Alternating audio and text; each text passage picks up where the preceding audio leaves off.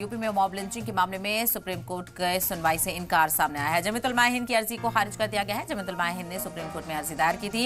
UP सरकार पर संगीन इल्जाम लगाया गया था। सुप्रीम कोर्ट की गाइडलाइन पर अमल नहीं किया करने का इल्जाम लगाया गया था। फास्ट ट्रैक कोर्ट नहीं बनाए गए। जमीतुल माहिन ने कहा, मई 2025 के अलीगढ़ कत्ल केस का हवाला दिया गया। इलाहाबाद हाई कोर्ट ने भी सुनवाई से इनकार किया था। तो जमीयत की अर्जी पर सुप्रीम कोर्ट का सुनवाई से इनकार सामने आया है। तो अहम जानकारी आपको बताते चले, जमीतुल माहिन की तरफ से एक अहम अर्जी दाखिल की गई थी जिसमें यूपी सरकार पर संगीन इल्जाम लगाए गए थे और उसी अर्जी को लेकर सुप्रीम कोर्ट ने सुनवाई करने से इनकार कर दिया है। जमीतुल माहिन की अर्जी खारिज हो गई है। जमीतुल माहिन ने सुप्रीम कोर्ट में अर्जी दायर की थी जिसको सुप्रीम कोर्ट ने खारिज कर दिया है। तो यूपी में मॉब लिंचिंग के मामले पर सुनवाई से इनकार कर दिया है सुप्रीम कोर्ट ने। जमीतुल माहिन ने अर्जी दाखिल की थी जिसको सुप्रीम कोर्ट ने खारिज कर दिया है। यूपी सरकार पर इस अर्जी में संगीन इल्जाम लगाए गए थे।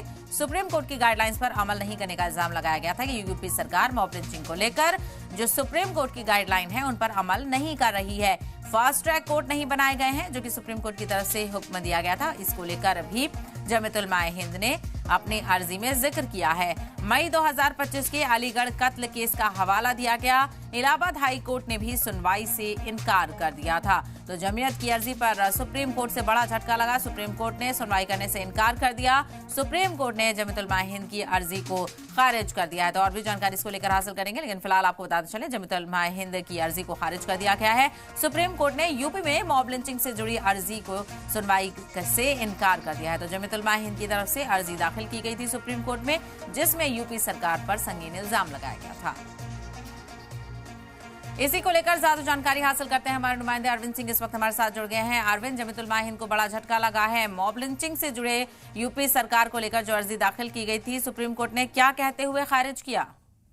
देखिए, सुप्रीम कोर्ट ने इस मामले में हाई कोर्ट के आदेश में दखल देने से इनकार कर दिया है। हाई कोर्ट ने ये कहा था कि सुप्रीम कोर्ट का पुराना जजमेंट है तहसीन पूनावाला केस में, जिससे सुप्रीम कोर्ट ने दिशा निर्देश जारी किए हैं कि मॉब लिंचिंग की घटनाओं को रोकने के लिए और अगर इस तरह की घटनाएं हो गई हैं तो उसको लेकर के राज्य सरकारों का क्या रुख रहना चाहिए, इसको लेकर के सुप्रीम कोर्ट दिशा निर्देश जारी कर चुका है।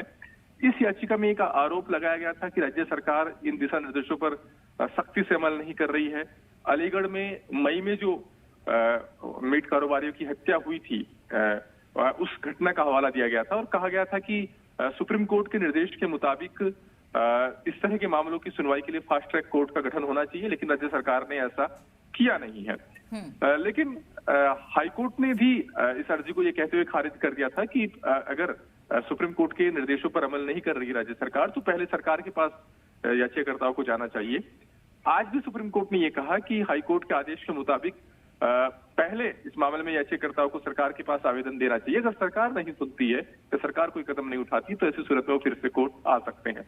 तो फिलहाल इस स्टेज पर सुप्रीम कोर्ट ने दखल देने से इनकार किया है और सुप्रीम कोर्ट ने याचिकाकर्ताओं को एक विकल्प दिया है कि वो पहले चाहे तो सरकार के पास आवेदन दाखिल कर सकते हैं।